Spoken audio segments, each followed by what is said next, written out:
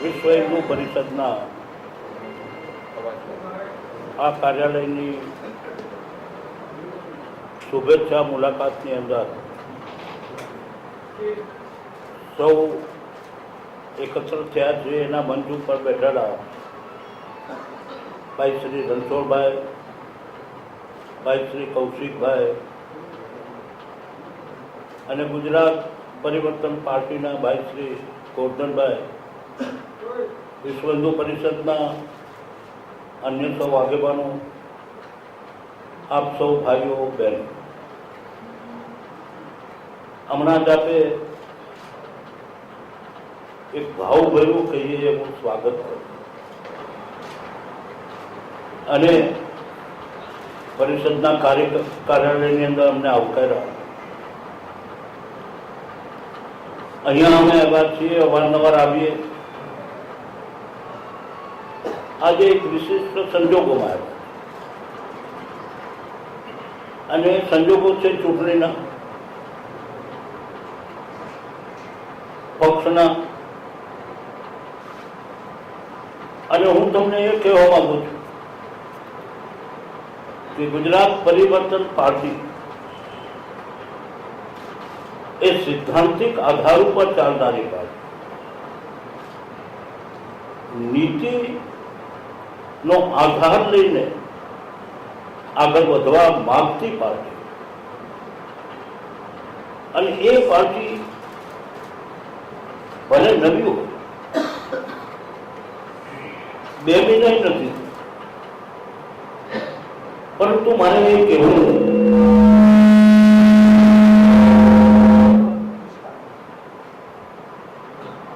આપ સૌને એ છે કે દિલની અંદર એક ભયંકર વ્યથા દુઃખ મને મુખ્યમંત્રી પદ છોડતા જરાય વ્યથા નથી. એક વખત નહીં, બે વખત છોડ્યું. અને ભારતીય જનસંઘ હતો તે વખતે હું બીજા બધા મને આગ્રહ કરતા કે તમે પ્રમુખ બનો, તમે પ્રમુખ બનો. મેં કહ્યું એક વખત પ્રમુખ બની ગયો, પછી અન્ય લોકોને પ્રમુખ તરીકે મૂકો, પ્રજા એમને ઓળખતી થાય. અનેકવિધ રીતે એ વખતે પણ અને ભાજપ બન્યા પછી, ભારતીય જનતા પાર્ટી બન્યા પછી ભાજપમાં પણ સૌને સાથે રાખીને આગળ તમે વધતા. આ કાર્ય શૈલી, આ કાર્ય શૈલી અને આ કાર્ય શૈલીની અંદર હું નહીં પણ તું એ વિચાર કર્યો છે. નરેન્દ્રભાઈ મોદી જે વખતે મેં છોડી દીધું ને રાજકોટમાંથી ચૂંટાયા તે વખતે એના પ્રચાર માટે સરઘસ નીકળ્યું. એની અંદર હું અને લોકોને કારણ કે રાજકોટ સાથે મારા તો તાણા વાણા વણાયેલા. આ બીજી બાજુ અને મેં લોકોને કહ્યું કે રાજકોટની પ્રજાને મારે કઈ બીજો સંદેશો આપવાનો ન હોય, પણ મેં તમને અગાઉ કહ્યું જ છે અને અગાઉ કહ્યું છે કે નરેન્દ્રભાઈ મોદીને, ભાજપને તમારે મત આપવાના છે, રાજકોટની પ્રજા. આ બીજી વાત. તે વખતે હું કહેવા માંગુ છું કે મેં શું કામ કોઈને રંજ રહી જતો હોય મનમાં, કારણ કે રાજકોટ અને મારા સંબંધો તો બહુ ઘનિષ્ઠ હોય. કોઈને દુઃખ હોય તો એની પણ સ્પષ્ટતા કરવા માંગુ છું. અને એ છે કે આપણે ત્યાં નરેન્દ્રભાઈ બેઠા હતા અને આ બધી જ વાત થઈ છે હજારો કાર્યકર્તાઓની વચ્ચે કે આ પાર્ટી અનોખી છે. અનોખી રીતે જુઓ, દોડ, મેરેથોન દોડ થાય છે, રેસ, 1000 મીટરની રેસ થાય. કોણ પેલો આવ્યો, કોણ બીજો આવ્યો, કોણ ત્રીજો આવ્યો, એવી રેસ થાય 1 કિલોમીટર 2 કિલોમીટર 5 કિલોમીટરની લંબાઈ, એમાં પણ જોવાય કે પહેલો નંબર આવે છે કોણ, બીજો નંબર આવે છે કોણ, ત્રીજો નંબર વ્યક્તિ. પણ એક રેસ એવી છે જેની અંદર વ્યક્તિ નહીં પણ જૂથ પહેલો નંબર આવે, બીજો નંબર આવે, ત્રીજો નંબર આવે, અને એનું નામ છે રિલે રેસ. એમાં વ્યક્તિ સમૂહ હોય, લાઈનબંધ ઉભા હોય અમુક અમુક અંતરે, બીજી લાઈન હોય, ત્રીજી લાઈન હોય, ચોથી હોય, પાંચમી હોય. દરેકના પહેલા દોડ કરનારા લોકોના હાથમાં રૂમાલ હોય, દોડે, વિસલ વાગે કે ફ્લેગ આપે છે, અને દોડે એટલે પૂરી તાકાતથી દોડે, અને આગળનો પોતાનો ભેરું બધું હોય ને એના હાથમાં રૂમાલ આપે, એ દોડે, ત્રીજાને આપે, ત્રીજો દોડે, ચોથાને આપે, પાંચમો, છઠ્ઠો, જે નક્કી કર્યો, આઠમો. એવી જ રીતે બીજી લાઈનના લોકો દોડે, એને રિલે રેસ કહેવાય. અને એ ટીમ 8 લોકોની એ જીતે. આ રીતે એક વ્યક્તિ નહીં. અને ભાજપ આ સાથે મળીને ટીમ જીતે, એ વ્યક્તિ નહીં, એ વ્યક્તિ નહીં પણ ટીમનો વિજય, સમૂહનો વિજય. એમ ચાલશે કે ચાલશે.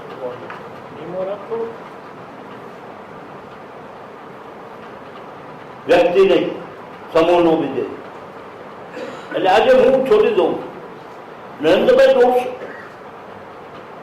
આગળ રૂમાલ આપશે, આગળ રૂમાલ આપીને વળી આગળ દોડશે, આગળ રૂમાલ આપશે, આ લોકો સુધી દોડાશે. આવો વિચાર કરનારો હું આ જાહેરમાં વ્યક્ત કર્યું છે હજારો લોકોની વચ્ચે. દુઃખ કહેવાતું નરેન્દ્રભાઈ રૂમાલ પોતાની પાસે જ રહે,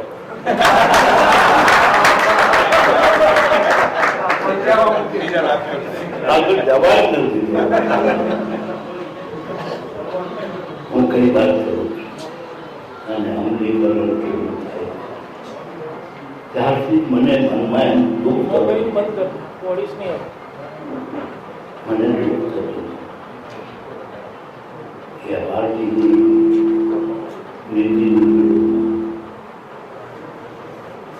પક્ષની નીતિની વિરોધમાં ચાલી રહ્યું છે. જોતું કે શું હોય કોઈ મનમાં, પરંતુ એક પછી એક પગલા એવા લેવાયા ગયા જેમાં પ્રજા નહીં, જેમાં ધારાસભ્યો નહીં, ચૂંટાયેલા લોકો નહીં, પ્રજા દૂર દૂર દૂર, નજીક જ નહીં. છેલ્લે સ્થિતિ આવી કે સચિવાલયના દ્વાર બંધ. આ લોકોને હમણાં હું ભાષણમાં કહું છું કે સામાન્ય માણસને જો સચિવાલયમાં જવું હોય તો મહાભારતના યુદ્ધ વખતે અભિમન્યુને હાથ કોઠા લડવા પડ્યા હતા. આ સામાન્ય માણસને હાથ કોઠાની યુદ્ધ લડે ત્યારે એના મંત્રી પાસે પહોંચે, એના સચિવ પાસે પહોંચે, બંધ. લોકશાહીની અંદર સામાન્ય માણસ એને લક્ષી કાર્યક્રમ થવા જોઈએ, એને હુએથી નહીં, આગળની પાર્ટીને હટાવી. આ બધું નહોતું થતું માટે અને નીતિઓ એવી ખતર કરી 3-4 વર્ષ 5 વર્ષ પહેલા. ભાઈ હોય સમજાવટથી કામ લો, હું કરી આપું, હું આવ્યો. અહંકાર, અહંકાર એવો કે હું કહું એમ થાય ગાંધીનગરને બહુ સુંદર બનાવી નાખો. બનાવો, પાટનગર છે એમાં શું વાંધો હોય, પરંતુ આ ગાંધીનગર રસ્તા અને અંદરના ભાગમાં રસ્તા, મેઇન રસ્તા હોય તો ઠીક છે, અંદરના ભાગમાં સેક્ટરોમાં નાના રસ્તામાં નરેન્દ્રભાઈ 100 ઉપરના મંદિરો તોડી નાખ્યા. શું કામ? બહુ થોડું ગાંધીનગર સુંદર થાય, લોકોની ભાવનાનો વિચાર જ નહીં કરવાનો. લોકોની લાગણી, જે ત્યાં પૂજા વિધિ ચાલી રહી છે, ત્યાં હોમ હવન થઈ રહ્યા છે, એ જગ્યા ઉપર અનેક લોકોની શ્રદ્ધા છે, એનો કંઈ જ વિચાર ન કરે. અને આપણા VHPના ઓલ ઇન્ડિયા પ્રેસિડેન્ટ આપણા અશોકજી, એ આવતા બે તેને જોયું અને કહ્યું કે આ ગઝનવીનું કામ છે. આ શબ્દો એમના ઉદ્ગારો નીકળાતા, મોહમ્મદ ગઝની એટલે ગઝનવી, જે સોમનાથ મંદિર તોડ્યું હતું. એક વાર નહીં, એ લોકોએ 5 વાર તોડ્યું, જુદા જુદા લોકોએ. આ એવું કામ, એ તો એક મંદિર 5 વખત હતું. આ તો એક મહિનામાં 100 મંદિર ઉપર તોડી રહ્યા.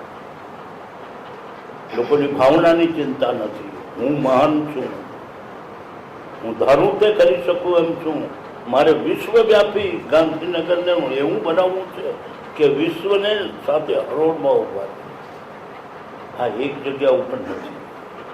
આઘાત લાગ્યો છે હિન્દુ સમાજને જબરજસ્ત. અને એકલા 100 મંદિર આખા ગુજરાતમાં થઈને 250, પોણા 300 મંદિરો તોડી નાખ્યા.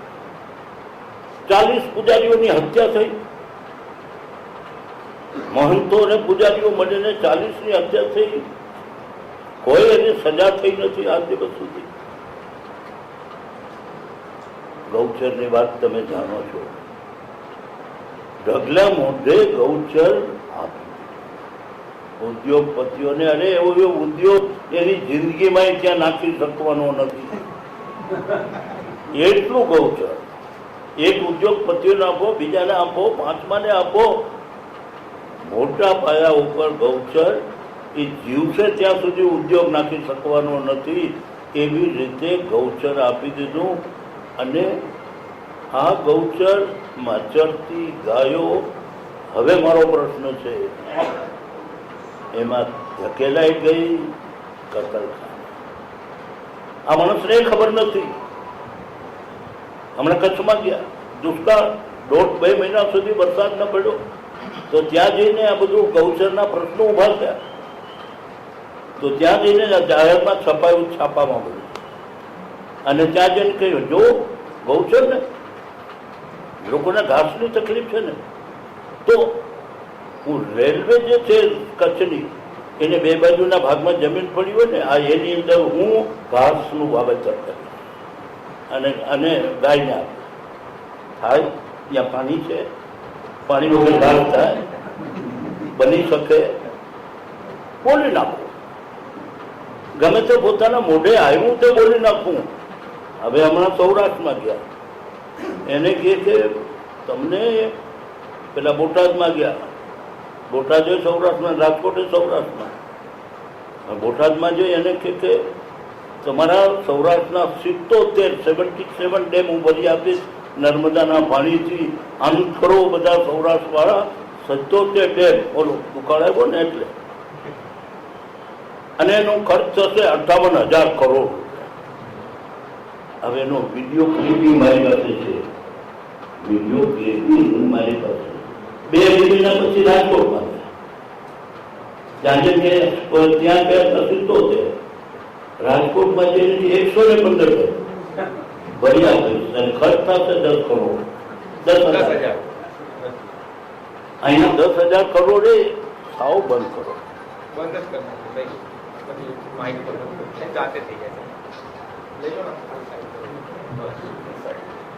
અહીંયા 10,000 કરોડ અને 115 ડેમ, અને ત્યાં 77 ડેમ ને 58,000 કરોડ રૂપિયા.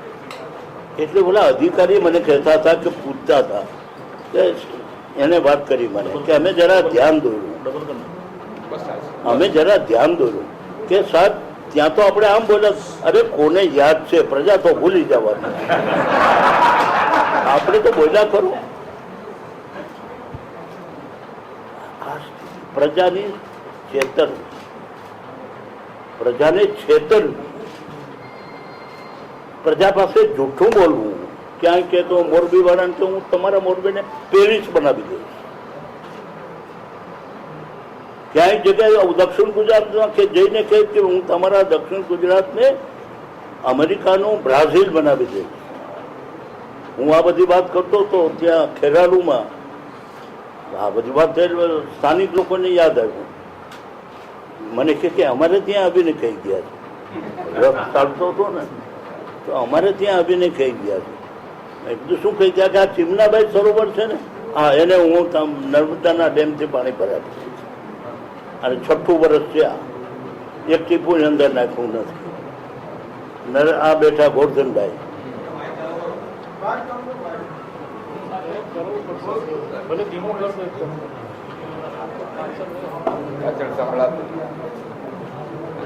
થોડું માપસર ગોઠવી રાખો હલાવવું ના પડે.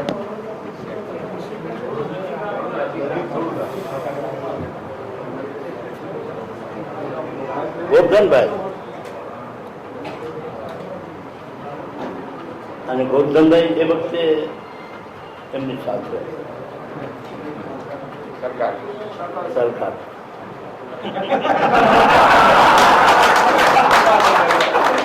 સરકારમાં સાથે એટલે કાર્યક્રમમાં સાથે. કલ્પસર યોજના તો મેં મારા વખતે બધી બનાવી નાખી હતી, તમે જાણતા હશો. એના 5 વોલ્યુમ સર્વે કરાવી નાખ્યા બધા દુનિયાભરના એક્સપર્ટોને બોલાવીને ફિઝિબિલિટી રિપોર્ટ મેળવી. પછી એમણે કાંઈ કર્યું અને એમણે કાંઈ કર્યું નહીં. પછી મારા તો એક બાજુ બેસી ગયો, મને તો બોલાવ્યો જ નહોતો. કલ્પસર ઉપાડ્યો કે કલ્પસર, અરે એના તો કેટલાય લાભ છે એમ લોકોને સમજાવીને લોકોના ટોળા ભેગા કર્યા દરિયાકાંઠે. અને ગોરધનભાઈ ને બીજા બધા લોકોને બેસાડી એક લોન્ચની અંદર અને ગયા સમુદ્રમાં જઈ અને અધવચારે જઈ અને વિધિ કરીને સમુદ્રમાં નાળિયેર પધરાવ્યું, ખાતમુહૂર્ત કર્યું. સમુદ્રનું નાળિયેર ક્યાં ગયું છે ખબર નથી. અને આજે એને 6-7 વર્ષ થઈ ગયા, એક પથ્થરો નાખ્યો નથી. બહુ દાખલા નહીં આપે અને બહુ દાખલા ને એમાં પ્રજાની છેતરપિંડી હું જોયા કરું. મેં કહ્યું ખીચડી ખાવા આવો મારે ઘરે.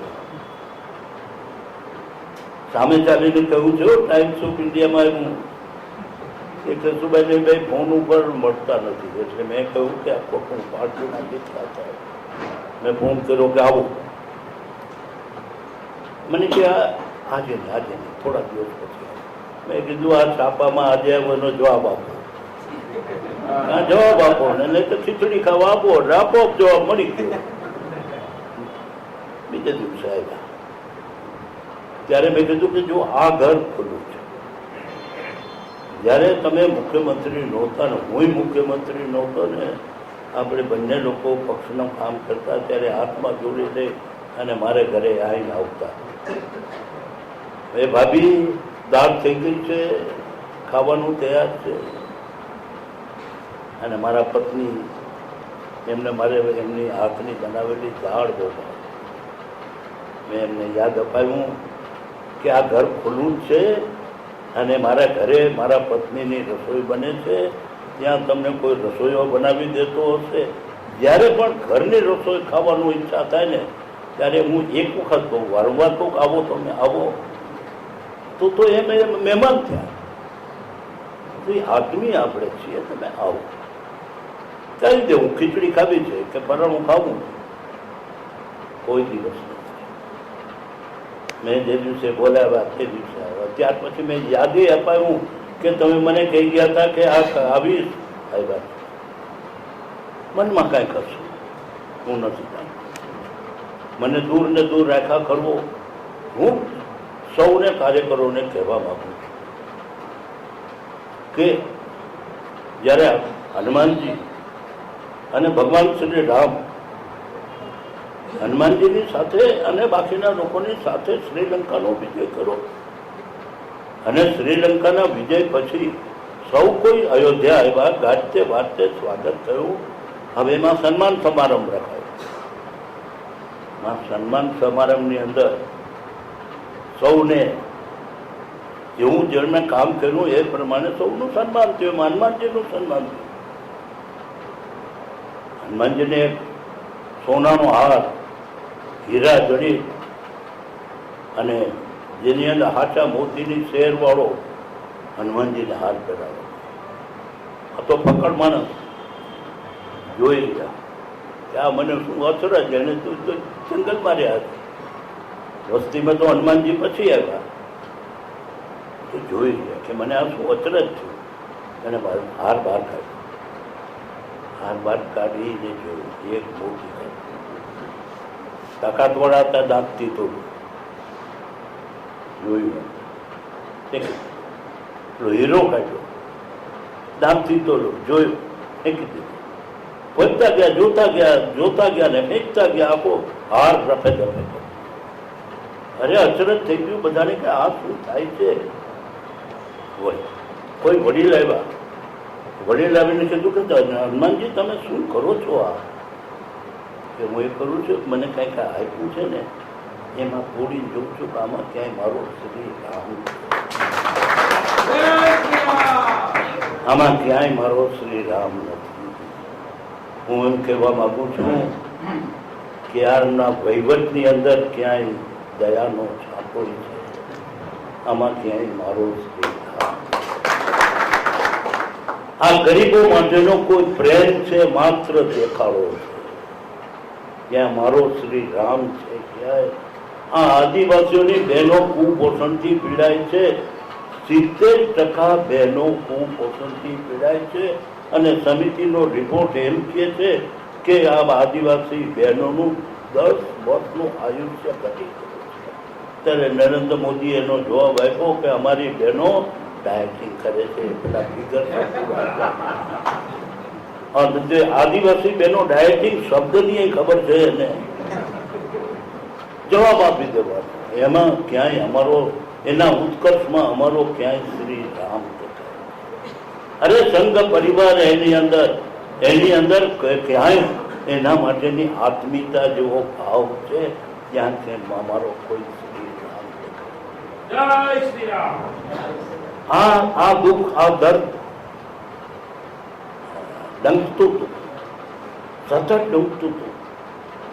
ગરીબોની સ્થિતિ તોછડા. ઠીક લાગે પણ હું મહાન, બીજે તો વાત કરતો નથી.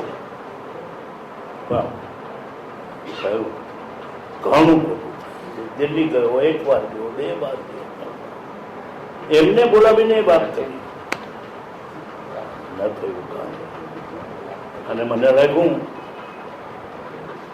મને પોતાને લાગ્યું આ ભાષણ નથી, પણ હું કેમ નીકળો, કામ નીકળો, તમને જરા જવું હશે. પણ થોડીક વાત થઈ ગઈ કે પાંડવો જ્યારે દ્રૌપદીના ચીર ખેતા હતા ત્યારે પાંડવો નીચું માથું રાખીને બેઠા હતા. શ્રી કૃષ્ણનો હોત તો દ્રૌપદી શું થતા. હું આ 84 વર્ષની ઉંમરે જોયેલું, બધા જોઈ રહ્યા હતા. ભીષ્મ પિતા અને દ્રોણાચાર્ય બધા જોઈ રહ્યા હતા. મારે ભીષ્મ પિતા અને દ્રોણાચાર્યની ભૂમિકા ભજવવી. પ્રજાના ચીર ખેંચાય, સિદ્ધાંતોના ચીર ખેંચાય, નીતિઓના ચીર. ત્યારે એમ લાગ્યું કે હું તો જુગાર નથી રહ્યો, પાંડવો તો જુગાર રમ્યા હતા. હું તો જુગારને ખોટું નથી કર્યું. પ્રજાના માટે વ્યક્તિ કરતા પક્ષ મહાન છે, પણ પક્ષ કરતા જનતા મહાન છે. એ સૂત્રની સાથે નીકળું છું. ભારતીય સંસ્કૃતિ, ભગવાન શ્રી રામ આપણા આરાધ્ય દેવ છે. અને કોઈને ખુશ કરવા માટે નહીં, સત્યને સત્ય તરીકે પ્રસ્થાપિત કરવા માટે. કોઈના વિરોધી નથી. હિન્દુ સમાજ કોઈનો વિરોધી હતો નહીં ભૂતકાળમાં, આજે નહીં, તોય એ હિન્દુ છે. સત્યને માટે લડતો, ન્યાયને માટે લડતો આ હિન્દુ સમાજ છે. એ હિન્દુ સમાજનું કાર્ય કરવા માટે કોઈ નીકળે એટલે કોમવાદી નથી બની જતો. એ સત્યવાદી છે, સત્યવાદી છે. અને માટે મુસ્લિમો તો પણ આવે, હું આ પઠણનું પણ કહીશ, મુસ્લિમોનો કોઈ વિરોધી નથી. અરે આ મુસ્લિમો દેશના રાષ્ટ્રવાદી બને, ન બન્યા હોય તે રાષ્ટ્રવાદી મોટા પ્રમાણમાં છે. મુસ્લિમો પણ રાષ્ટ્રવાદી છે. હિન્દુઓની લાગણીને અવેઠીને આપણે કોઈ આ રાષ્ટ્રની તરક્કી કરી શકીએ? તમારી લાગણી હિન્દુઓ સમજે, હિન્દુઓની લાગણી તમે સમજો. અને આ દેશ ભગવાન શ્રી રામને માને છે, પણ મુસ્લિમોના આરાધ્ય દેવનો વિરોધ છે. આ કાર્ય કરવા માટે આજે ગુજરાત પીપીપી બનાવવાની બની છે. અને એમાં આપ સૌ અમને મદદ કરો એવી વિનંતી હું આપ સૌને કરું છું. જય શ્રી રામ.